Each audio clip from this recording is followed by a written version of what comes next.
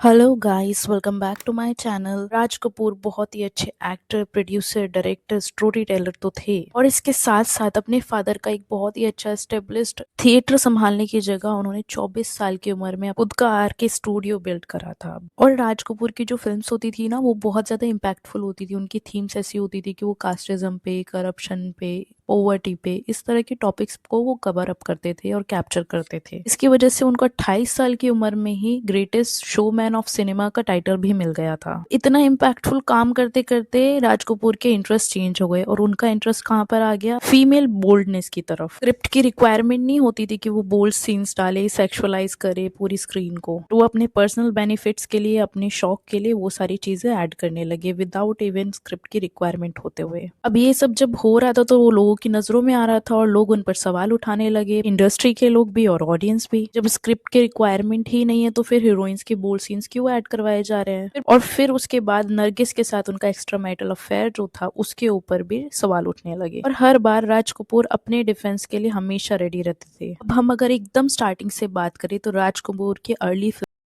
सबके कैरेक्टर्स कहीं ना कहीं से इंस्पायर्ड होते थे और ये सारे कैरेक्टर्स लाइफ के स्ट्रगल के बावजूद ऑप्टिमिस्टिक थे। इनकी फिल्म में फीमेल्स कैरेक्टर जो दिखाई जाती थी वो उस टाइम पे स्ट्रॉन्ग एंड इंडिपेंडेंट दिखाई जाती थी। राज कपूर की फिल्म बैक टू बैक काफी ज्यादा सक्सेसफुल होने लगी और उनका कंपैरिजन गुरुदत्त, महबूब जैसे फिल्म मेकर्स के साथ होने लगा। इतने बड़े कॉम्पिटिशन होने के बाद राज कपूर ने अपनी फिल्मोग्राफी को चेंज करने के लिए पुश मिला। इन राज कपूर की मूवीज के इस मेजर चेंज में एक ट्रिगर उनकी पर्सनल लाइफ भी रही है। वो नरगिस और उनके काफी लीडिंग एक्ट्रेस से फैसिनेटेड थे। तब से राज कपूर ने अपनी मूवीज में ब्लेंड किया यूनिवर्सल रोमांस को। इसकी रियलिटी ये थी कि 1956 की फिल्म चोरी चोरी लाइट रोमांटिक कॉमेडी फिल्म थी और पहले के कंपैरिजन में वो ज्यादा विजुअल और कलरफुल और इंटीमेट थी। फिर उसके बाद कंप्लीट चेंज तो तब दिखा जब 1964 के फिल्म संगम से, इसमें सोशलिस्ट आइडियल्स तो कम थे बल्कि उस टाइम पे ग्रैंड रोमांस बन के रह गई थी। 1966 के अराउंड उनकी ऑलमोस्ट हर फिल्म फ्लॉप थी। फिर कहा जाता है कि राज कपूर ने अपना टोटली फोकस जो था अपने फिल्म मेकिंग करियर पे ही बना दिया था और फिर ऐसा भी बोला जाता है कि लोगों का टेस्ट चेंज हो गया था, उनको मोर रोमांस देखने के लिए मन करता था। बट रोमांस अगर वो स्क्रीन पर पहले नहीं दिखता था, कोई इंसान अचानक से उसको दिखा रहा है, कॉमन कर रहा है, तो लोगों का जो स्वाभाविक सी बात है कि वो इंटरेस्ट बन जाता था। स्टार्टिंग में राज कपूर की फिल्म्स में फीमेल्स का रोल काफी ज्यादा रिस्पेक्टफुल, डिग्निफाइड होता था, लेकिन फिर उन्होंने फीमेल का रोल सेक्सुअलाइज कर दिया, बोल्ड सीन्स ऐड बहुत ज्यादा करने लगे। ये सारी बातें ना सबके फोकस में आ गई थी, सबकी नजरों में आ गई थी, लेकिन इस बात पे अब राज कपूर ने कोई जवाब नहीं दिया था।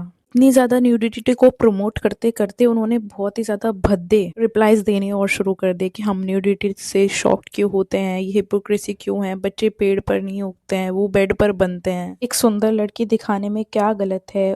तो मतलब इस तरह की वाहियात स्टेटमेंट्स देना जहां पर वो लड़की को एज एन ऑब्जेक्ट समझते थे अपनी मेंटालिटी में, या पता नहीं क्या समझता था, बट ये बहुत ही ज्यादा वल्गर मेंटालिटी है कि आप उसको एज एन ऑब्जेक्ट देख रहे हो instead of as a human being. अब अगर बात करें उसके एक्स्ट्रा मैरिटल अफेयर से और नरगिस का दिल तोड़ने तक की बात, तो राज कपूर को नरगिस से लव इट्स फर्स्ट साइट हुआ था। नरगिस जब 16 साल की थी और राज कपूर ऑलरेडी मैरिड और फादर हो चुके थे।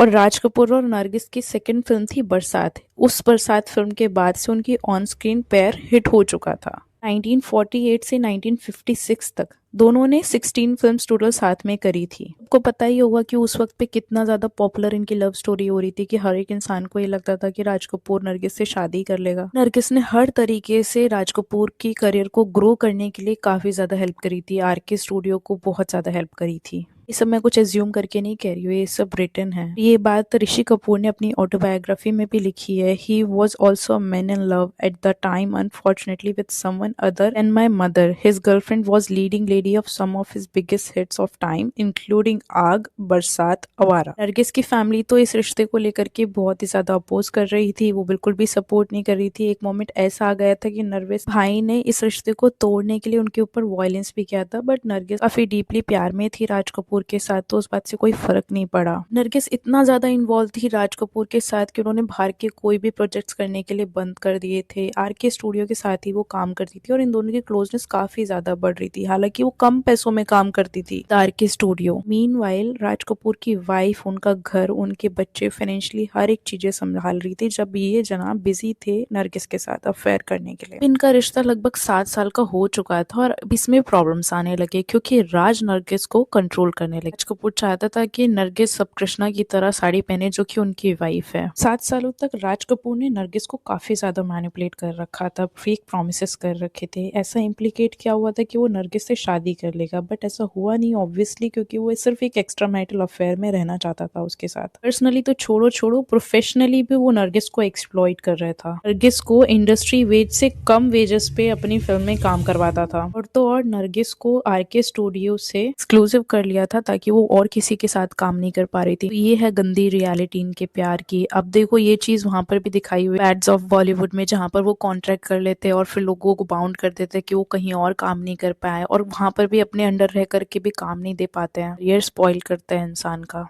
और ये तो प्यार में कर रहा था, ये तो इससे प्यार करता था और फिर भी करियर स्पॉइल कर रहा था, हर तरीके से एक्सप्लॉइट कर रहा था। यही रियलिटी है। इस सब के बाद भी, इतने टॉर्चर्स के बाद, किसने जब बार बार उनसे शादी करने के लिए कहा तो वो तो हमेशा टालते रहे, लेकिन जब फाइनल स्टेटमेंट देनी ही पड़ी तो उन्होंने क्या कहा सुनिए। My wife is not my actress and my actress is not my wife. इस बिट्रेयल के बाद नरगिस का दिल टूट गया था, वो डिप्रेस हो गई थी, और इस पॉइंट पे वो राज और आरके स्टूडियो दोनों को छोड़ के चली गई थी। राज कपूर से और अपनी फैमिली से फ्रस्ट्रेट होने के बाद नरगिस ने आरके स्टूडियो से बाहर काम ढूंढना स्टार्ट किया। वो उन्हें मदर इंडिया फिल्म मिली थी। मदर इंडिया नरगिस के लिए सिर्फ एक मूवी नहीं थी, वहां से उन्हें सुनील दत्त मिले, जहां पर उन्होंने उनके साथ सेटल होने का सीजन लिया और ये फिगर आउट करा कि उनका सच्चा प्यार है कौन। उसकी पूरी स्टोरी ये है कि राज कपूर के छोड़ने के 2 साल बाद नरगिस ने सुनील दत्त से शादी कर ली थी। नरगिस की शादी के बाद राज कपूर बहुत दुखी हो गया था। देखो, खुद ही बिट्रेयल करके, खुद ही फेक प्रोमिस करके, खुद ही इतने टाइम तक मैनिपुलेट करके अब इनको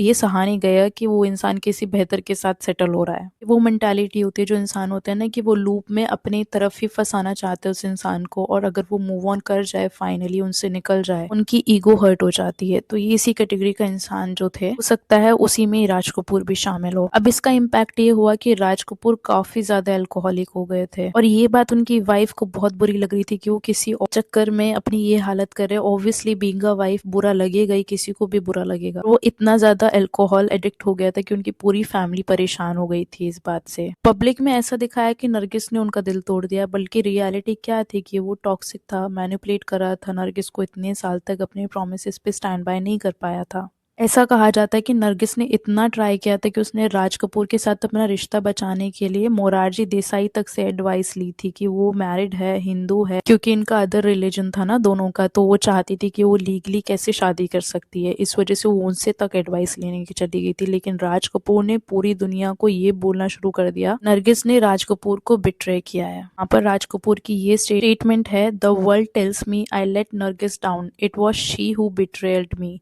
आई don't understand exactly how. Nargis के जाने के बाद राज कपूर ने ईद-मिनी, जीनत अमान के साथ रीबाउंड अफेयर्स भी किए थे, जिस वजह से राज कपूर अपने बच्चों को, अपनी वाइफ को छोड़कर होटल्स में स्टे करने लगे। और 1973 में राज कपूर ने ऋषि कपूर को बॉबी मूवी में लॉन्च किया, तब उस मोमेंट पे रिक्रिएट किया जब वो पहली बार नरगिस से मिले थे, जबकि इस मोमेंट पे नरगिस अपने हस्बैंड और बच्चे के साथ मूव ऑन कर चुकी थी, बट वो वहीं पर ही स्ट्रक था। पता नहीं किस तरीके का प्यार था ये चीजें दिखाती है ना कि उनका दिल नहीं टूटा था, उनका ईगो टूटा था।